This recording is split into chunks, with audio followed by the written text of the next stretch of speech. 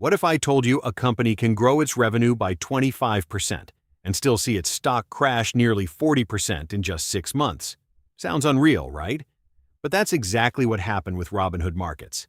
And the reason behind this drop is something most people don't fully understand. Between September 2025 and March 2026, Robinhood's stock price fell sharply from $124.8 to $78.3. At first glance, this doesn't make sense. Normally, when a company grows its revenue, the stock should go up. And yes, Robinhood's revenue actually increased by more than 25% during this period. But the market didn't reward that growth. Instead, investors started pulling back. Why? Because in the stock market, it's not just about how much you grow. It's about how strong and sustainable that growth really is. Let's break this down step by step. This content is for educational purposes only and should not be considered financial advice. During this time, even though revenue was rising, profitability started to decline. Robinhood's net income margin dropped from 50.1% to 42.1%. That means the company was making less profit from every dollar it earned. For investors, that's a warning sign, because it suggests that growth might be coming with increased costs or weaker efficiency. But the biggest impact came from valuation. The company's P/E ratio, which reflects how much investors are willing to pay for its earnings, shrank by nearly 40%. This is huge. It basically means investors lost confidence in the future growth story and were no longer willing to pay a premium price for the stock. So, what exactly triggered this shift in sentiment? First, there was a revenue miss.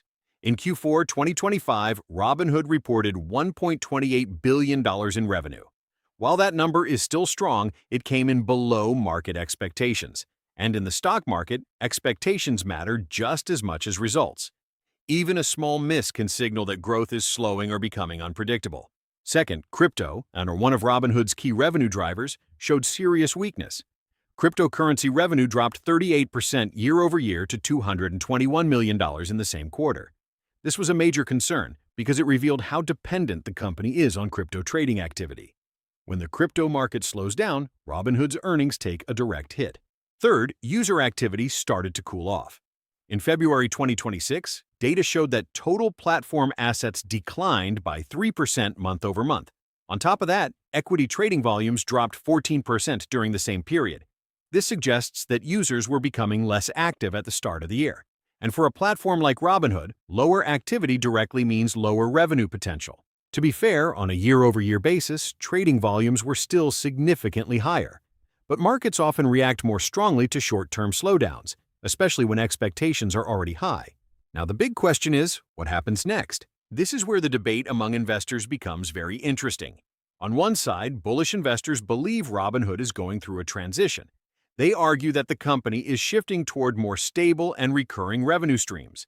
For example, gold subscriptions grew by 58% and net deposits increased by 35%. These are strong indicators that the platform is building a more loyal and higher-value user base over time. If this trend continues, Robinhood could become less dependent on volatile trading activity and more focused on predictable income sources. But on the other side, bearish investors see serious risks ahead. A large portion of Robinhood's revenue comes from net interest revenue, which is highly sensitive to interest rates. If the Federal Reserve cuts rates, this income stream could shrink significantly. That would directly impact the company's profitability. On top of that, concerns like regulatory pressure and insider selling are adding more uncertainty to the overall outlook.